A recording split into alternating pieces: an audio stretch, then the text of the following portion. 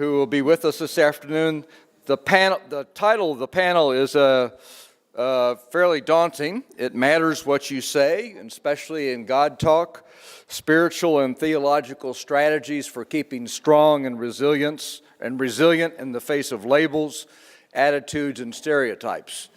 Long title, kind of the kinds of titles that conference makers and speech people like to do sometimes for things. But it's my pleasure to introduce three people.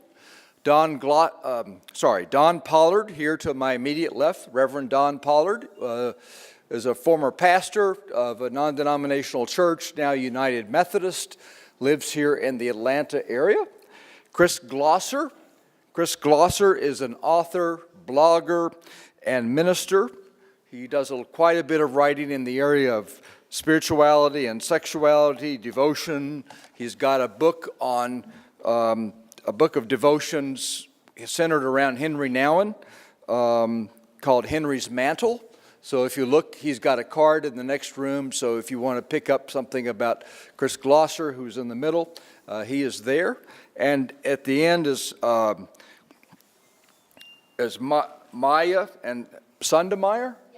Okay, Miyah Sundermeyer, who's an undergraduate here at Georgia State, but also on the staff at the Center for Leadership and Learning for Leadership and Disability, doing a variety of activities on the staff there, a recent member of the staff, and a delight to have with us today as well. So I'm going to start. I think I'll just start and we'll go left to right, if that's okay. Don, are you willing to start us off?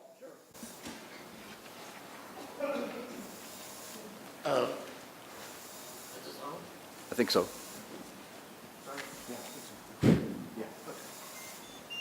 Good afternoon. As said, I'm Don Pollard, former minister of a non-denominational church in Beaufort.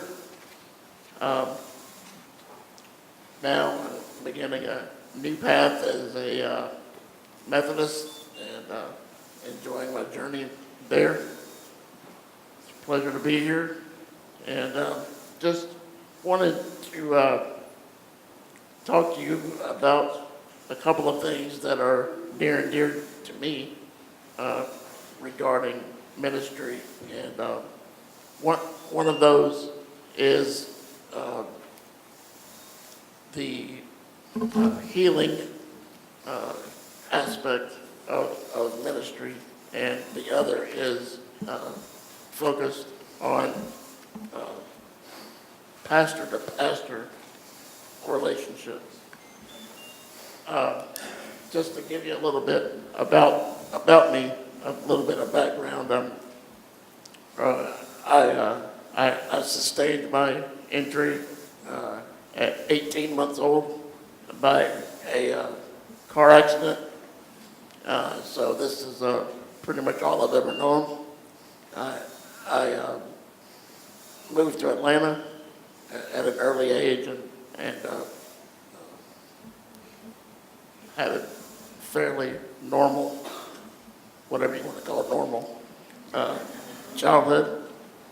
And family was always in church. Grew up Pentecostal, which was interesting. And so my family has a big Pentecostal background. And when I moved here with my mother, we found our way, not so much in the Pentecostal movement, but there was a nice, what came to be a non-denominational church close by, and that really took us in and me in, and I quickly integrated into what they were doing, and started working in prison ministry and things of that nature. So I have a pretty long ministry background. So my 2 points, just to quickly go over them is first, like I said, if I have any ministry at all now, is one of the things I want to do is to get the church to refocus on the aspect of healing, because I think healing comes in many different forms, healing, many different perceptions, and it can be taught in a lot of different ways, and not all of which is right. As far as that goes, I've had people to be so bold as to come up to me and say, things like, God told me to tell you that you're going to be healed in 7 days. And it kind of throws you for a loop there if someone comes up and tells you something like that. And what they're doing, they don't realize it, but what they're doing is they're telling you that your circumstances makes them uncomfortable, so they want to fix you. And that's a pretty bold thing to say. And I really want, if I've done anything at all, and if I do anything in the future, I would love to refocus that perception. And secondly, the pastor-to-pastor relationships. It was mentioned that I'm a former pastor. I am. One of my best friends and I started a church in Beaufort, and I was his associate pastor. And throughout that time, we had some connections with other pastors that I kind of found interesting, because when you are a pastor of a different ability,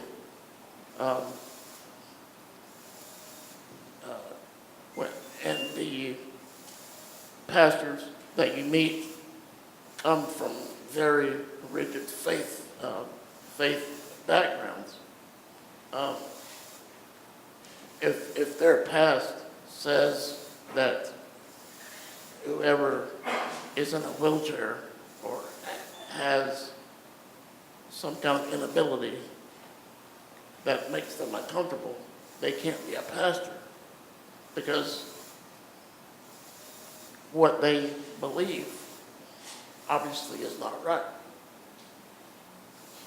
And I ran into that on a few occasions, and I've come to understand them, and I think that's the first step, is to understand their background and understand why they think you're different. But then we've got to tackle the change of perception to activate their minds that we're not different than they are. We both carry and preach the Word of God as we know it, and that's the basis of what we do. And those are the two things that I want, that are in my focus to work on if I have a ministry at all. Terrific. Thanks, Don. Can you hear me okay? Oh, good. As Bill said, I write a blog, and the address is on the cards that are in the book room, so I encourage you to take a card. It's free. There's no advertising on it or anything, no pop-ups. And the reason I write the blog is really to help progressive Christians own their spirituality, own our spirituality. And so that's what the blog is about. Dr. Reinders gave us a great phrase this morning to contemplate. Temporarily able person. Temporarily able person. I am a temporarily able person. And being in my 60s, I'm anticipating that may be very temporary, because I know the aging process. I already feel the aging process. But I think that's a great phrase to put in perspective what we're experiencing at this gathering. But as a gay Christian, I want to say there were a lot of words and phrases this morning that I resonated with, that spoke to me. The why question, and how the why question is really a form of lament. The power of naming. Who sinned? Faith healers. No, you can't be a pastor, as Don just said. This loss of the old self and beginning a journey to an unknown future. Telling our stories and owning our stories. These are all phrases and words from this morning that really spoke to me. What has kept me going in my own little minority position has been my spirituality. It's been central to keeping me strong and resilient, which is the phrase I want to pick up on from our very long title. I want to talk about how we can be strong and resilient. And I'm going to end with 7 questions for you to take home as a kind of homework assignment, questions to ask yourselves, so that you are using all your spiritual resources to be strong and resilient.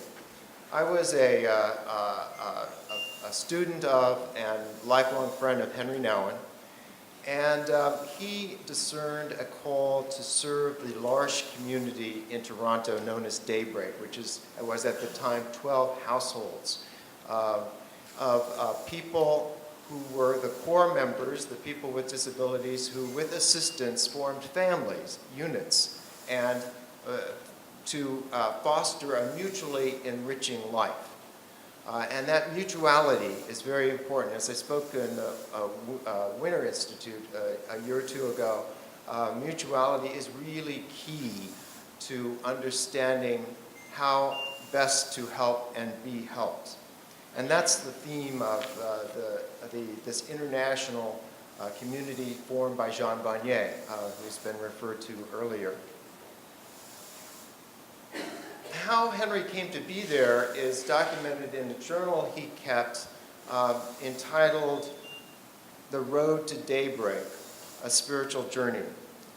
It details his process of spiritual discernment of a call to serve within a community centered on people with disabilities. And he begins with a visit that occurred while he was my professor at Yale Divinity School in the late 70s. When at his house there was a knock at the door, and a woman appeared there, and he said, "Hello, can I help you?" She said, "I am Jan Rees. I bring you greetings from Jean Vanier." Well, Henry had heard of Jean Vanier and the L'Arche community, but he had never made any contact. He had never met him. There had been no communication, etc. So Henry said, "Well, thank you. I appreciate that." Now, Henry was always being invited to write papers and make presentations or do something, so he kind of anticipated that would be the next sentence from Jean. And she said, and he said, "So what can I do for you?" And she said, "Oh, I just come to bring you greetings from Jean Vanier." Well, surely there's something. I've got to go soon to go to teach some courses. She said, "So is there anything I can do for you?" And she said, "Well, you could invite me in." And he realized that he wasn't paying attention to the hospitality that might be anticipated. So he did. He invited her in, and he said, "But I have to go off and do some classes. I have some appointments. I'm very busy." And she said, "That's okay. I'll just take some quiet time in your house." And so he went off, and he had a long day. He came home and found that she had prepared him an elaborate dinner with china and silverware and candles and this wonderful food and a beautiful tablecloth. And he said, "Where did you find all this stuff?" And she said, "I found it in your own kitchen, in your own kitchen cupboards. Apparently you don't use these things very often." And this served for Henry as a parable, a kind of spiritual parable about how he was not using all of his spiritual resources in his ministry.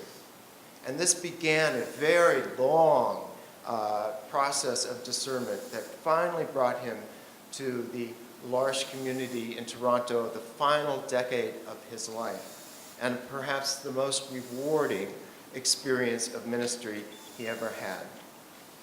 I would like us to use this story as a parable to think about our own kitchen, our own spiritual cupboards, and what spiritual resources we can draw on to remain strong and resilient as we work in a community around people with disabilities.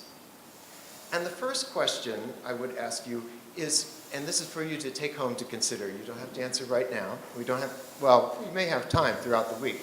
What is your spiritual community? And it may be your house of worship, but it may be something very unusual. One woman told me that she realized her spiritual community was a group of women that she got together with to play tennis every several weeks. She said they had been doing this for like 20 years, and they had been through marriages, births, and deaths together, and that this was her spiritual community. So what is your spiritual community? And I encourage you to think outside the box, outside the houses of worship that you may participate in. And then secondly, and I would ask this of people that when I was working with people who were volunteering or doing professional work with people living with HIV and AIDS, is what in your belief system prompts you to be here?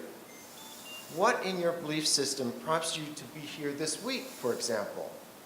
What are the core beliefs that draw you into this community? And that's really important to secure in your heart and your mind as you approach service. Who is your soul friend? Who is the person that you can pour out your soul, whether as a person with a disability or as a family member or volunteer or professional? Who can you talk to when you really need to, let your hair down, so to speak? And fourth, what sacred texts give you strength? They could be traditional sacred texts. I've written several meditation books on scriptures, and when I was working on the first, my mother called me up and said, you have to include, I can do all things through Christ which strengtheneth me. And I thought, wow, that's a really interesting verse. And I thought about her life and what she had gone through. A husband who had dealt with cancer, her daughter's divorce, my homosexuality, and all the many things that she had dealt with, and how important this verse was to her as a spiritual anchor. So what are the sacred texts that give you strength? 5, and this is closest to my heart. Do you take time to be silent, meditate, reflect, or pray? We talked about the church's need to listen, to just listen to people with disabilities. I think the church needs to listen to all kinds of people as well. And I remember once at a consultation hearing someone, a priest say, I think the church, instead of praying for the gift of tongues, should pray for the gift of ears. And we need to listen to one another.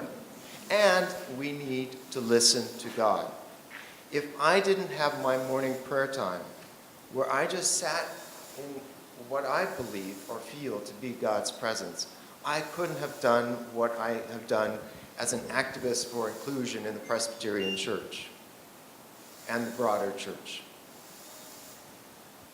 6, what recreational activities restore your soul? There are many ways that we recreate ourselves. For me, I just love going to dinner with friends, having some wine and some good food and great conversation.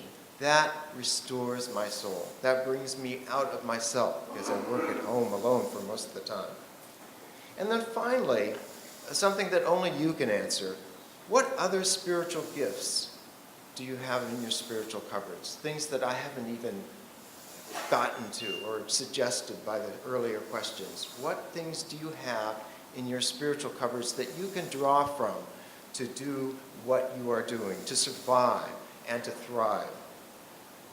Toward the end of Henry Nouwen's book about joining the L'Arche community, he writes these words: "The way one lives in the body, the way one relates to, cares for, exercises, and uses one's own and other people's bodies is of crucial importance for one's spiritual life. The Christian religion takes the body very seriously," he writes. "The body is not seen as the enemy or as a prison of the spirit, but celebrated as the Spirit's temple. The loving care given to our bodies and the bodies of others is therefore a truly spiritual act, since it leads the body closer towards its glorious existence."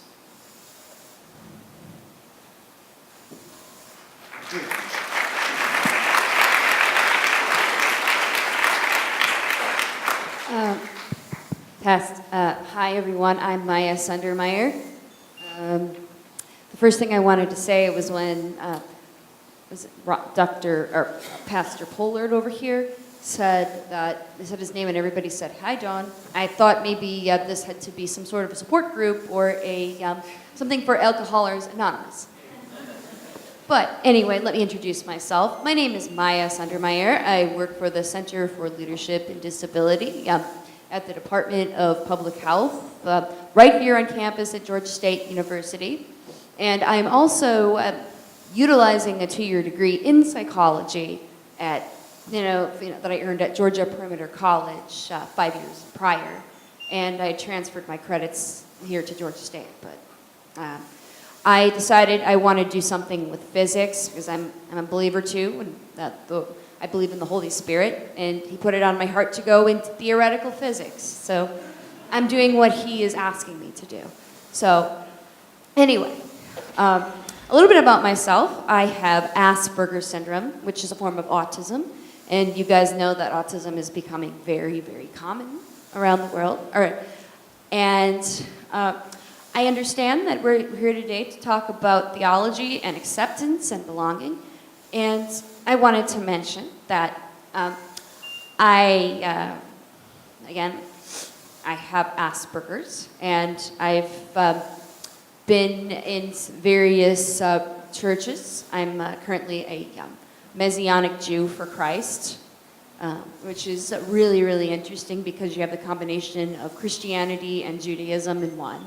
It's not interfaith. It's one. And it's really neat.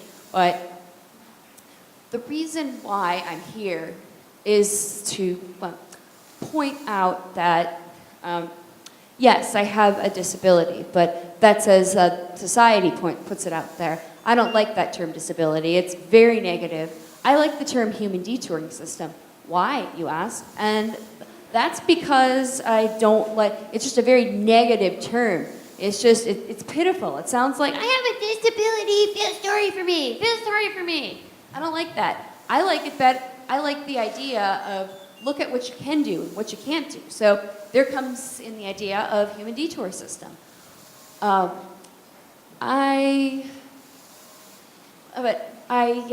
want to belong to a congregation where everybody is supportive of one another.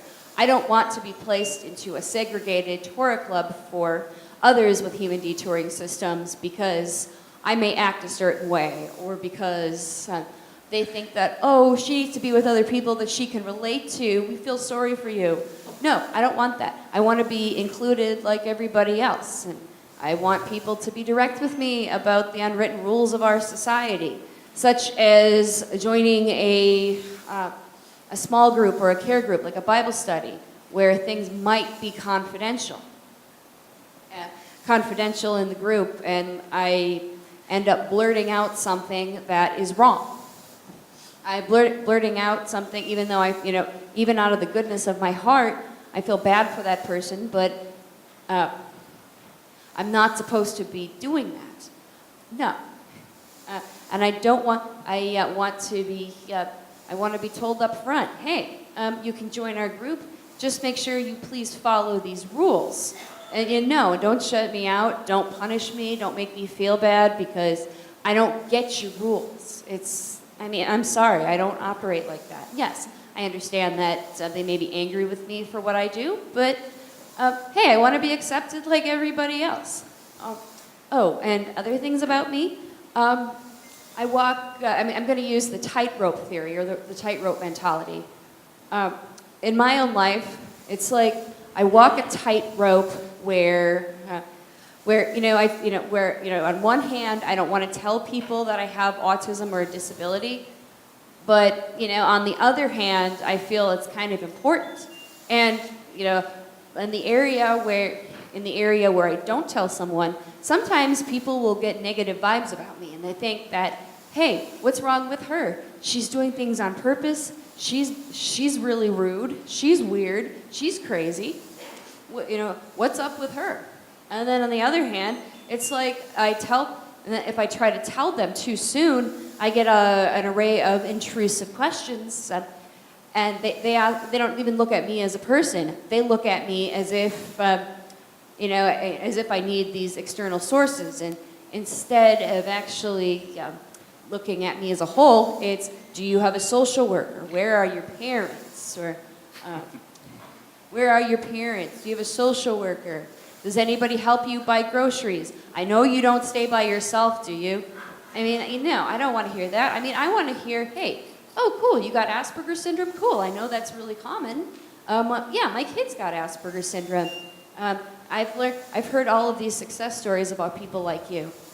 Or, and then I also would like to see that, okay, hey, just because I struggle with something, because I have poor social skills, I want that person to be direct with me. I want that person to pull me to the side, not make me feel bad because I do things a little bit differently than everybody else. And I think that's the problem with a lot of these congregations. I think they're so caught up in their comfort zones, and they're so caught up in their own little worlds that it's not even funny anymore. They're so caught up in wanting people to behave a certain way, and they'll automatically think, oh, she looks normal, so she'll probably behave herself just like everybody else. And then when they notice I'm doing something a little bit differently, it's because they don't understand, and because again they're not ready for it, and they're not used to it.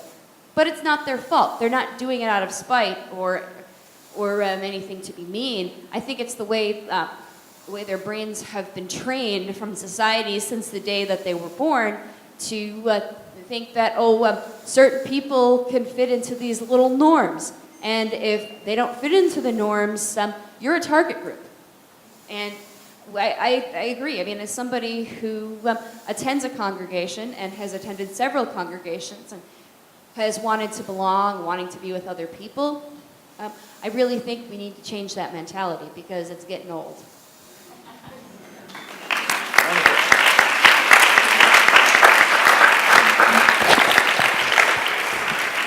So let me ask all three of you. Tell me just very quickly a kind of incident where somebody said something to you that you didn't feel was very sensitive or kind of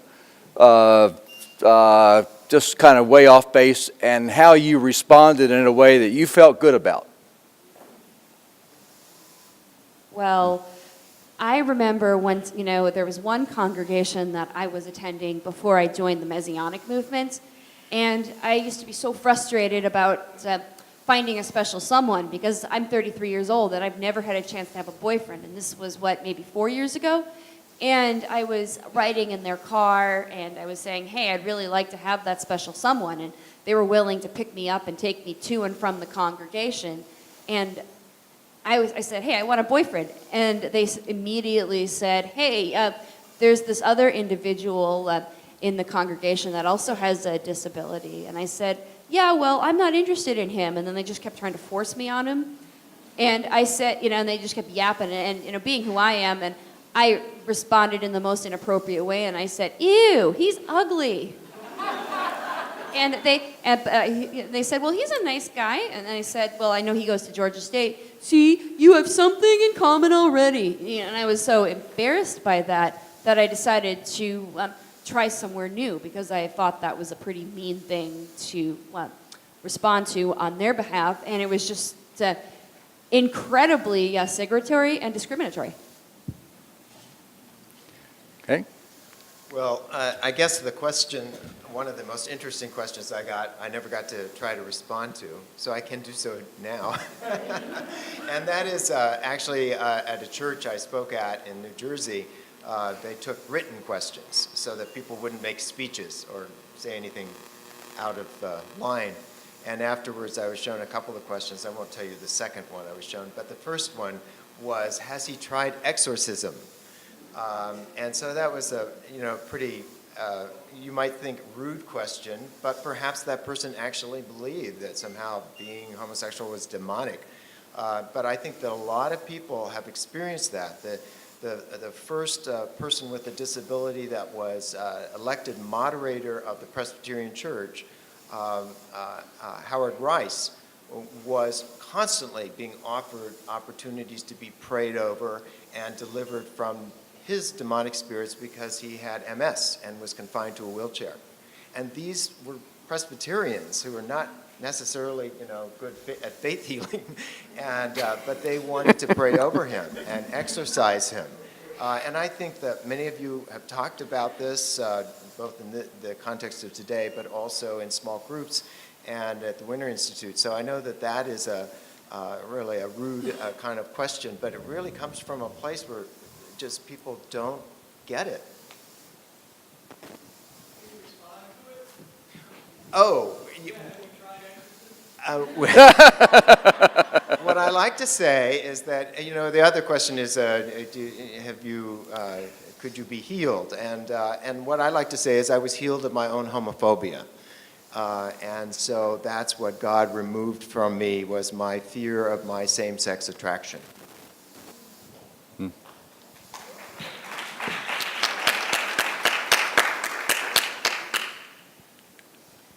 Going a bit on the same line as you, actually. People have confronted me, like the gentleman I spoke of in my introduction, and say things such as, don't you wish you could get a miracle, or don't you, they start talking about healing, and I love the looks that come after my answer, because I've often said, well, how do you know I'm not? And then I'll follow that up with, there's a scripture in the Gospel of Mark, I believe, that Jesus was sent to heal a paralytic, and he gets to the guy's place, and he literally asked him what he wants. So when I present that to other people, I say, if Jesus asks you what you want, but he sees you as a paralytic, then obviously the paralysis doesn't matter.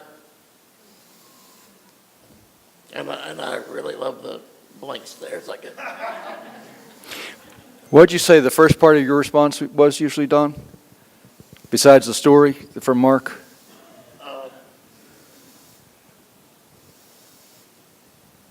The part that I spoke of in my introduction about the... No, just a minute ago you said you say something and then you go into talking the story about the scripture. I said, well, how do you know I'm not healed? How you know you're not healed? Okay. There's some. When I was here 25 years ago in Atlanta, I met, and she's still here in Atlanta, she was young then, so was I, African-American young woman with cerebral palsy who said that she used to have people come to her over in the mall, and she had CP, she used a wheelchair because it was convenient, but she could also walk a little.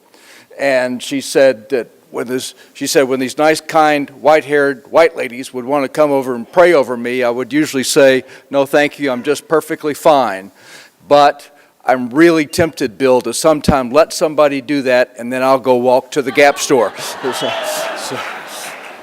And let me just add something, and we talked about this in the planning session, and as you know, what people miss about Jesus' healings in the Christian scriptures is that the purpose of the healings was to restore people to their families, to their neighborhoods, because they were outcasts, they were cast out of the city, and so it wasn't really about addressing just the physical ailments or challenges. It was about restoring them to their families, to their synagogues, and to the temple. My comment? Yes. I think that, again, people don't think about what they say to others. Again, they've been brainwashed to think, okay, that person's broken. Or that person looks different, or they're having a hard time getting along with other people. I feel sorry for you. It's just people, or the other thing that I often see with, that's right, we're talking about healing, but nobody has ever come up to me and wanted to heal me of my autism. If anything, they've kind of wanted to stay back. Like, we don't know how to handle her because we don't know what we're going to say to set her off. I've never had somebody come up and heal me like that. If anything, they've wanted to kind of exclude me, or they've wanted to just stay away or avoid me or shut me out of a conversation. Okay. Don, you had a comment? Yeah, I was just going to add, you mentioned restoration, and I believe that. And one other aspect of restoration that I believe Jesus, the main point of Jesus' healings is to restore not your body, but your mind back to that which it was from the beginning, which you didn't see yourself as different. Okay, let's take some questions from the audience.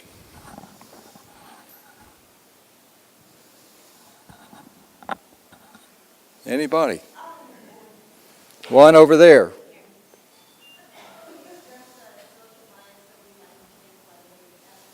Somebody's, we have to borrow one of your mics.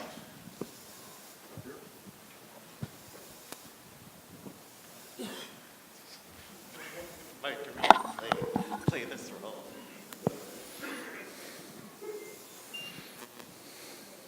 I think there are a lot of things that we have to look at in terms of the way the society is set up. I have a specific instance. A charity organization called my house asking for money for, of course, whatever they were raising money for. And then they asked, well, do you have a person with a disability in your house? And I said, no, because I don't consider myself to be disabled. I consider myself to be a person with a disability. And she said, oh, aren't you blessed that you don't have anybody who's disabled in your house? Okay, you know what?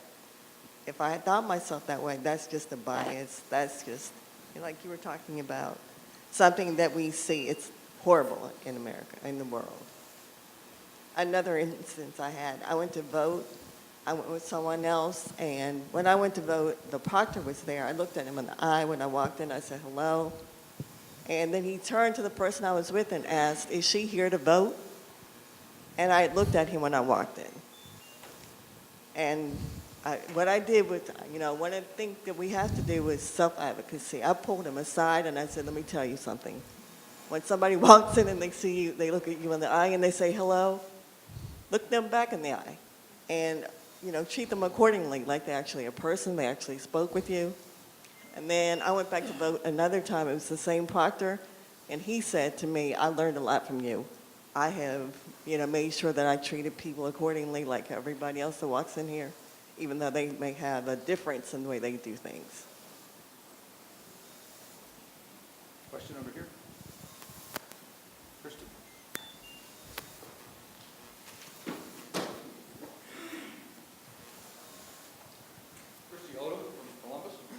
My goodness, how do congregation get you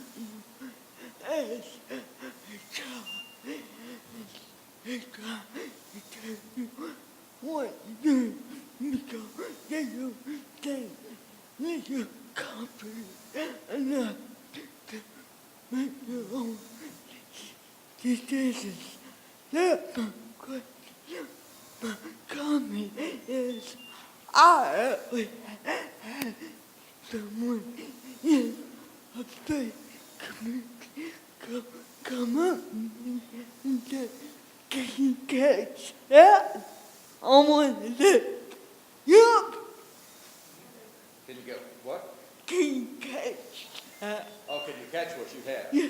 Right, okay. And you said yes? Yeah. And help me a bit. Can I ask Bethany to help me a bit about what you said first? I'm not Sure. don't know you well enough to catch it all. Correct me if this is wrong.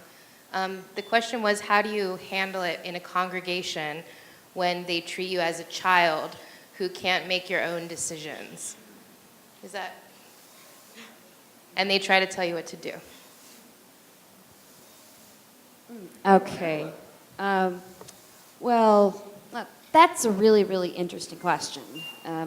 I remember there was a time at my last synagogue that I attended, they had an online chat site for people to watch around the world. Well, they had these live services, and there were individuals on there that were incredibly insensitive, and they made all kinds of ridiculous comments about things. And I remember I got mad at one of the people for making a comment, and I remember being shut down by the rabbi's wife, and her, just because I said that, well, this person gets on my nerves, and the rabbi's wife said, Miyah, please stop. And I said that I just kept on talking, and they got mad because I didn't know how to. I didn't know what they meant when they said stop. I just thought they meant please stop putting them down. So I just kept on talking, and I got a letter the next day stating that I couldn't be on there anymore because I could watch online, but I couldn't chat on there anymore because I was too I was too dangerous to the other people, and I was calling them out, and they were scared that I would cause all kinds of drama online. I didn't want that. Now, as far as being treated like a kid, that happens everywhere. People, it's not like they don't tell me, other than being banned from that, people just seem to talk to me differently in general. They come up to me, hi, how are you doing? Or let's say I'll be sitting and having a conversation, and I'll say I like something, and then they'll be like, that's interesting, huh? And I notice when they talk to me, they talk to me with a different tone, and it's, huh? And sometimes I have to give them a taste of their own medicine, and I said, yeah, that's interesting, huh? And they look at me like, what are you doing? And I say, hey, well, I'm a human being. Please don't talk to me like that. So that's treating me like a little kid. Or sometimes I have to give them a taste of their own medicine by responding back with a high voice, just to see how they like it. It bugs the heck out of me. So let me ask another question. We talked about the body and the community of people of God. Have you ever had an experience where somebody came up and said to you something that was kind of very stereotypical or kind of stupid or wait a minute, and somebody else responded on your behalf? No. No. Don, no? No? That's sort of telling, I think. I'm kind of glad when they respond on my behalf, so I don't have to sometimes. But I understand how that could be taking somebody's story away from them as well. Well, I simply mean and say, wait a minute, come on. Or just somebody to step in and say, you don't have to tell them that they were. My name is Melissa, and this story is from my perspective as a mom. My son, Tommy, has a variety of disabilities, and when we moved to Greensboro, North Carolina, I wanted to find a church home for my son and my daughter. He was probably 4 years old at the time, and my daughter would have been 8 or 9. Most 8 or 9-year-old sisters don't like their brothers. But we went to a church, and they took all the children to a classroom. It was small, and that was their Sunday school. I needed to be there with my son because of his challenges. And as he ate the craft and spun around and waved his hands, some very typical autistic behaviors, an older child called out in front of everyone, "What is wrong? What is wrong with that boy?" And my daughter, I could never be more proud. She said something on his behalf. She said to the older student, "Nothing's wrong with my brother. God made him like that, just like you and me." Question in the back, Annie, your comment. It's a comment. People will answer on your behalf because sometimes they ask the other people rather than asking the person with a disability. I had a pastor who was blind, and so when I was young, I used to go with him when his wife was not going anywhere to hold his hands because they didn't use a dog or a stick.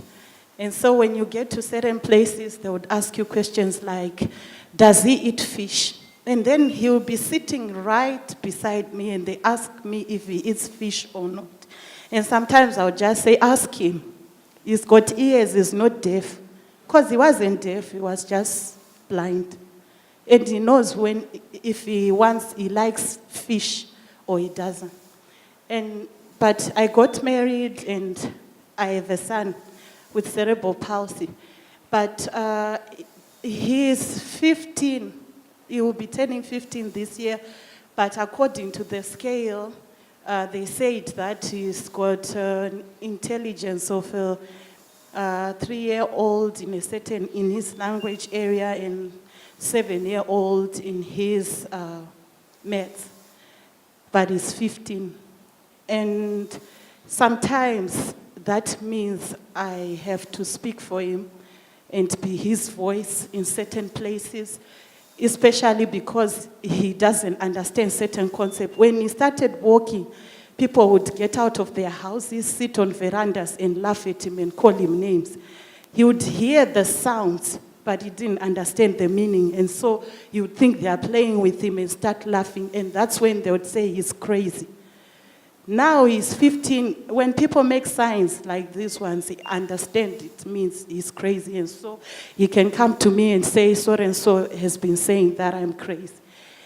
But there are things that he probably needs someone to interpret those things for him. And so that's why certain people have to speak for certain people. And sometimes it's because when you are a parent or you are some other person in the community and you have never had a disability in your home, or you have never seen anybody disabled before, you don't really know how to act and how to feel and how to treat people like that. And in my family, that was the first time they've seen somebody with a disability through my son. And it's really difficult when you go to family gatherings. And because we are Africans, everything is spiritual to us. And so if there's a problem like that, you need to go to the witch doctor so that they find out why those kinds of things happen. But because my husband and I are pastors, we don't go to witch doctors. It makes everything very difficult.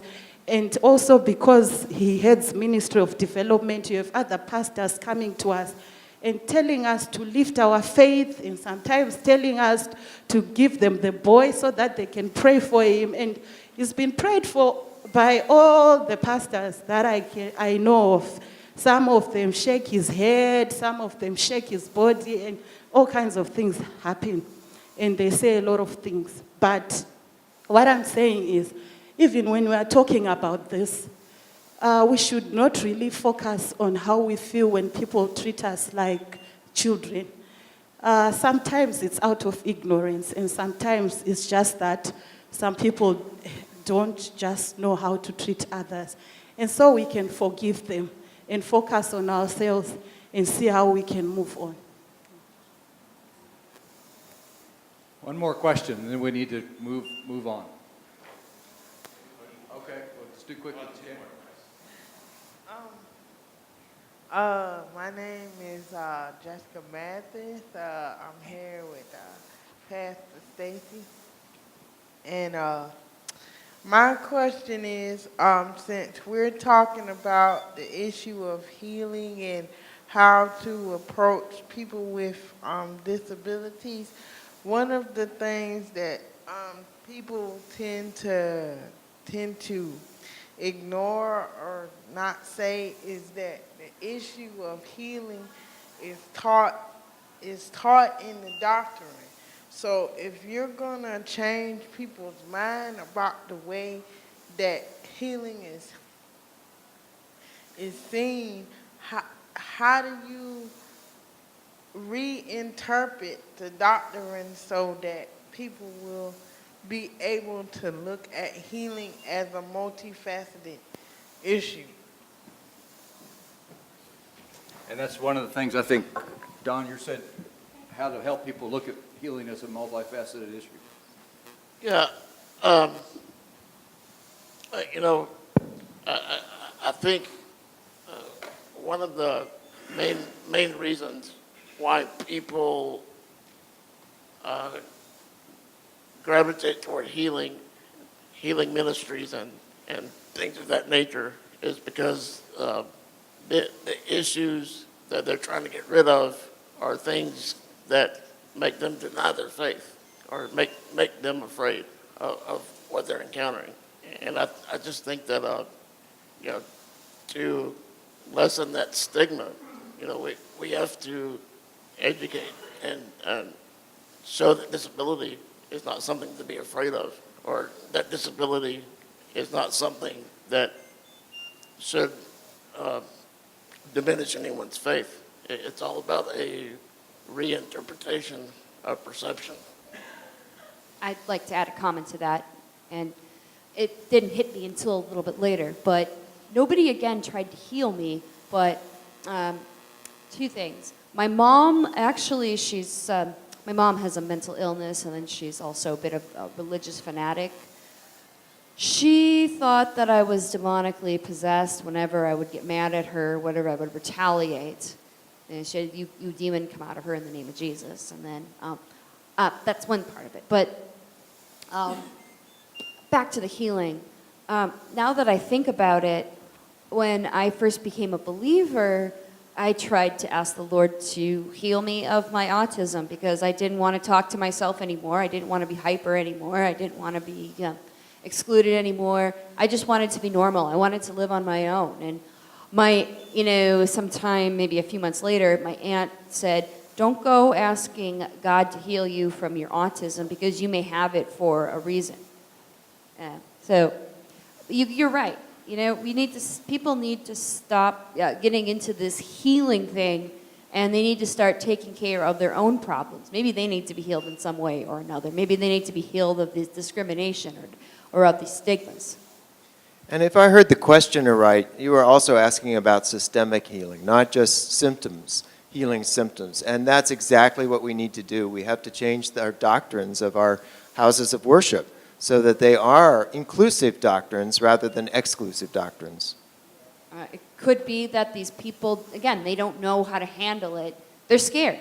So they believe in they believe, I don't know, not just God, but they believe in other deities too. They believe in Buddha, or others believe in Hinduism, or the Muslims, or the Jews, or the regular Christians. I mean, they're scared because they don't know what to deal with because it's a new problem for them to face, and they don't necessarily want to face it. It's not about the person, it's about them. One more comment or question. Tamara? Oops, I just spilled my water. Does this work? Can you hear me? My name is Tamara Puffer, and I sustained a traumatic brain injury in 1996. And a pet peeve of mine is the terminology of, I wrote down, because I forget things, caregiver and, what else was it? Attendant and care partner. Here I was in my 30s, and I could, and I could handle things pretty well, but Michael was my caregiver, and he's like, it just felt wrong to me at that point. And I've recently become familiar with the language of care partner, which I love that language. And I just wondered if you could respond, if you could respond to your feelings of that sort of language? Caregiver, care partner, care companion, Don? Yeah, I've never honestly actually thought about the terms caregiver, care partner, things of that nature. I've just, when it comes to the people that I work with for my care,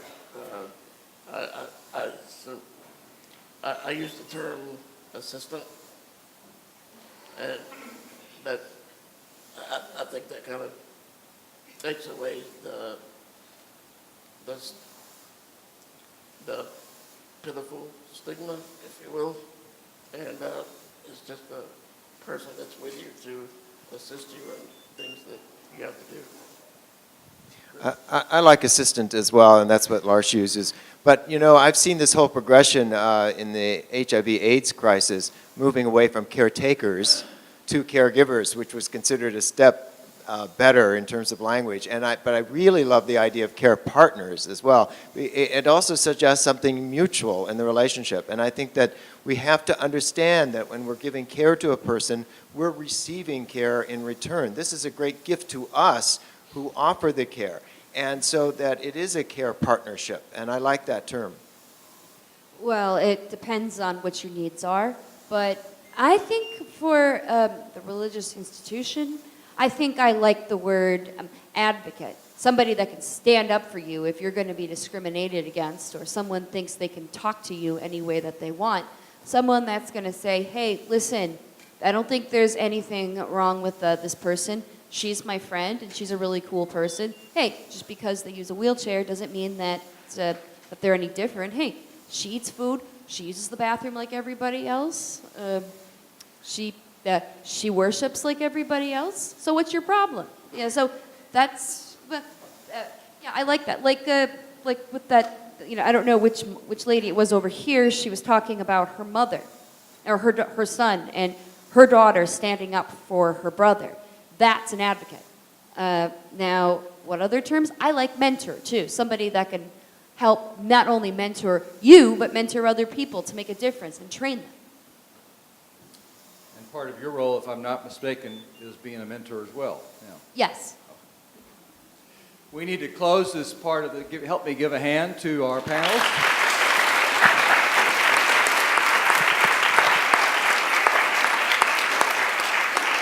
Let's take, please, about 12 minutes. Try to be back here at 20 till. If you want to take a quick jog in there and get some coffee, you could bring it back in, or drink, and then we're going to start our service at 20 till.